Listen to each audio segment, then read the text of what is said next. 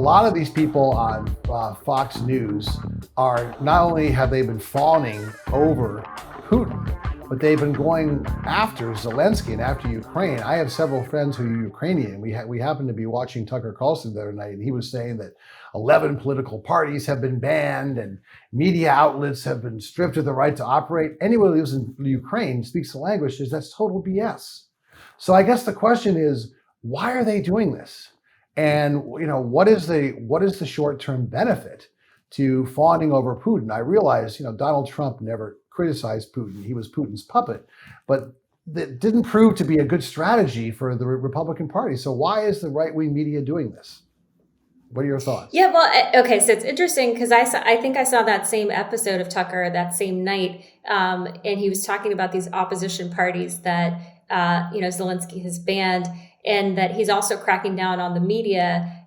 So he was trying to say that that Ukraine is not as pro-Western as people want to unilaterally portray it. And I think that the issue is that not only Tucker, but if you look on the left, for example, MoveOn.org and others on the left, they have been very critical of what they say is the cheerleading by the mainstream media to go into war and to really, in some ways escalate this potentially to World War III. Now, I think there is a happy medium here. I think that we could, help arm the Ukrainians. We can have a robust defense and stand against Putin and speak out and say that what he's doing is evil and wrong. And I think Putin should be taken out as the leader. He should not be the leader of Russia anymore.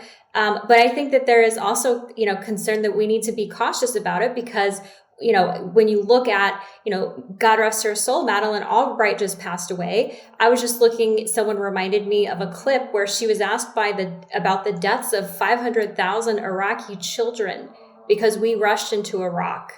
And so I think that not only Donald Trump, but others within the conservative movement were brought away from such a neocon, harsh, immediately moved to war, to posture to be, okay, let's be a little more circumspect. And in some respects, he brought the Republican Party more to the left.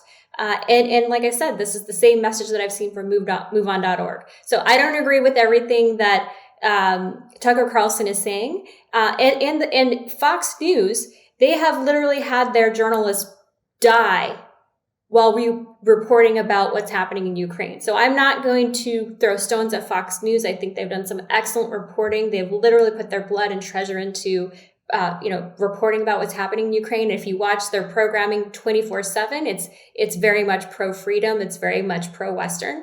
But yeah, I think that's really what Tucker's getting at. What do you think?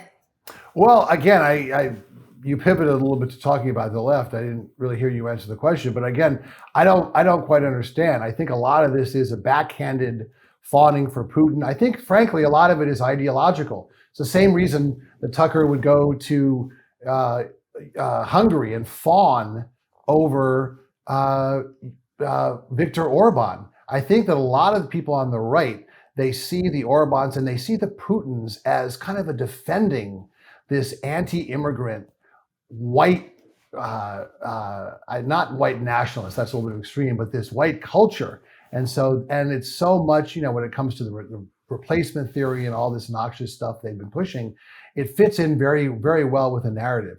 So I think that's the reason. And that's the reason why Donald Trump is a wannabe authoritarian, because it's that same mold. It's populism on steroids.